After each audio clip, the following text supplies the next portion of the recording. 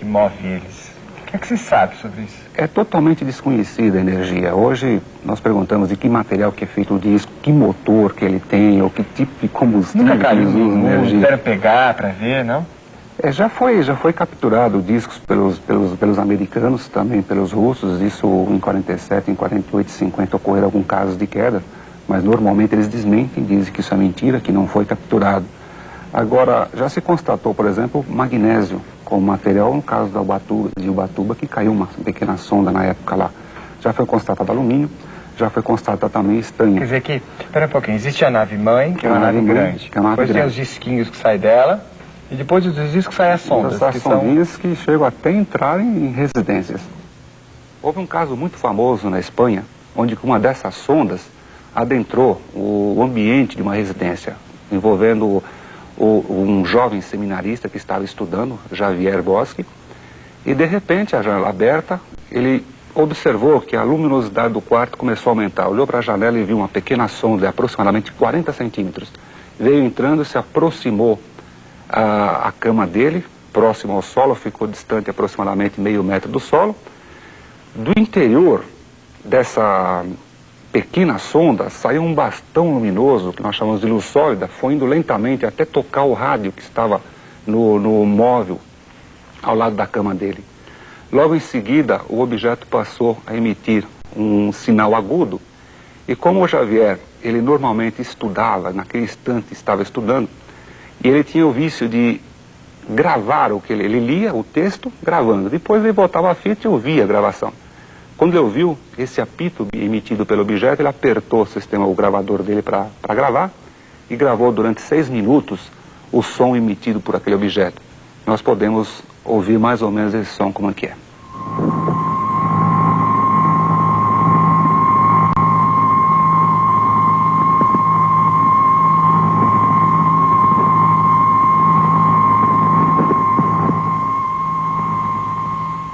Nós acreditamos que os discos voadores dominam a tecnologia dos supercondutores há muito tempo. Esconde? Se eles têm um disco voador, por que você acha que eles escondem? Existem vários interesses em cima disso. O primeiro interesse seria o interesse bélico. O país que vier a dominar a tecnologia dos discos voadores tranquilamente vai dominar todos os outros países do planeta. Essa é a primeira causa. E a mais besta dela. A mais besta dela. A segunda causa seria, por exemplo, a própria economia que isso poderia trazer. Imagine, por exemplo, o controle gravitacional, que a NASA, vamos supor, tivesse esse controle. Eles poderiam tranquilamente lançar naves a qualquer parte do espaço sem gastar milhões e milhões de dólares em combustível, como hoje é feito com foguetes tipo Saturno V. E existem outros interesses em cima disso, que os discos também, através dessa tecnologia, dominam, por exemplo, as transmutações de elementos. Por exemplo, transmutar ferro em alumínio, coisas desse tipo. Só assim que é possível, dentro desses conhecimentos da ufologia, se conseguir realmente dominar essa tecnologia. Você levantou pontos interessantes, porque eu geralmente quando lia sobre o assunto, eu pensava que a coisa não ia para frente porque eu acho que o homem não estava preparado, ou que o homem aqui não gostasse de ninguém se intrometendo, ele queria ter, né, o monopólio da situação, medo de uma civilização mais avançada, que pudesse nos escravizar, que sempre na cabeça do homem, né, tem guerra, morte, drama, né? Nunca pode supor que uma civilização melhor, não é, que deve ter lá fora, não é, ela também não é só melhor na tecnologia, né, ela também é melhor em outras conquistas, digamos, morais. Porque, na verdade, é isso. Se eles quisessem ter entrado aqui, dominado o nosso mundial, teriam feito. Se esse fosse o objetivo, todo esse equipamento, né? Então, se eles permanecem, existe o respeito pela nossa condição de evolução. Exatamente. Não é isso? Então, eu nunca acho que eles são perigosos. Eu acho que esses acidentes de queimadura são acidentes que acontecem. Porque se eles quisessem acabar com o nosso barato aqui, ele acabava na hora que eles quisessem, não é isso? Eles não podiam fazer nada. Eu acho que eles são seres avançados. Por que você acha que eles estão aqui em volta de nós agora mais do que nunca? Depois que o ser humano começou a manipular a energia atômica, a partir de 1942, 43, no sul dos Estados Unidos, as primeiras experiências com pequenas bombas atômicas, dentro daquela teoria, talvez, que os discos sejam de mundos paralelos ou de outra dimensão, e isso estaria dominando mundos entre os espaços, entre o núcleo e os elétrons ao redor do átomo, Se essa teoria for coerente, for verdade, ela consequentemente, a partir do instante que nós começamos a fazer explosões atômicas, começamos a interferir no mundo deles. Tanto é que depois da Segunda Grande Guerra Mundial para cá, o aparecimento dos discos voadores aumentaram bastante. Antes também aparecia, mas pelo menos estatisticamente, aumentou muito mais depois de 47. Algumas pessoas mencionam, bom, também depois de 47 os meios de comunicação se tornaram bem mais fáceis e foi mais divulgado, mas estatisticamente hoje se comprova que realmente houve um aumento muito grande a partir do instante que o homem começou a manipular a energia atômica. O general Uchoa, ex-professor da Escola Militar de Realengo, é autor de vários livros clássicos em parapsicologia e também em ufologia. Ele é um ufólogo convicto.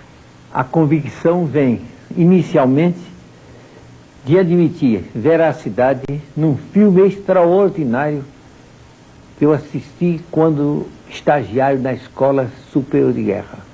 Convidado,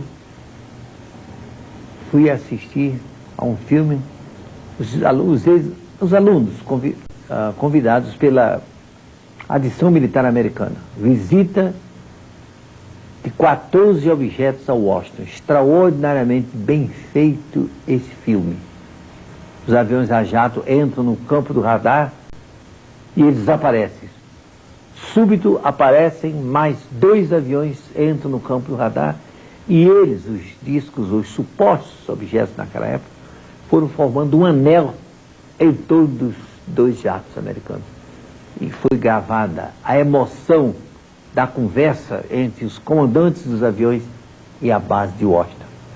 É coisa extraordinária. Quando ele estava num momento de maior tensão, súbito, desapareceu.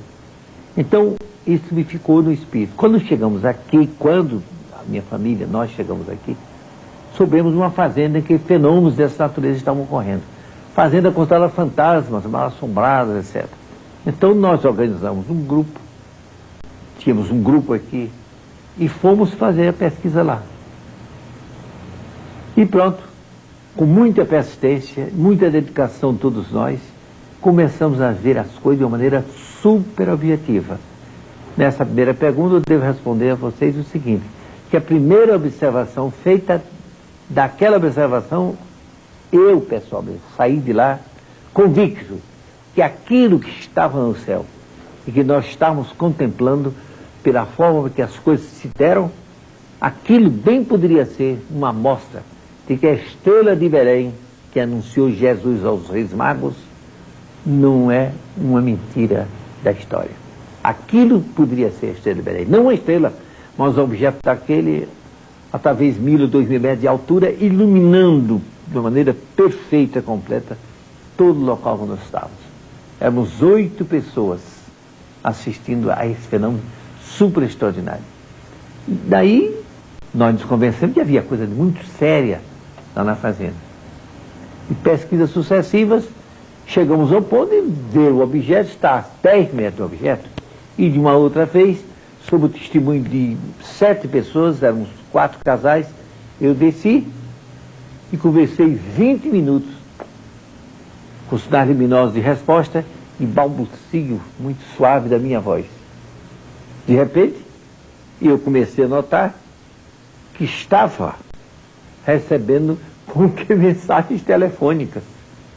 Então, verifiquei naquela hora que eu já tinha condição de ser, em relação a essa gente, um telepata.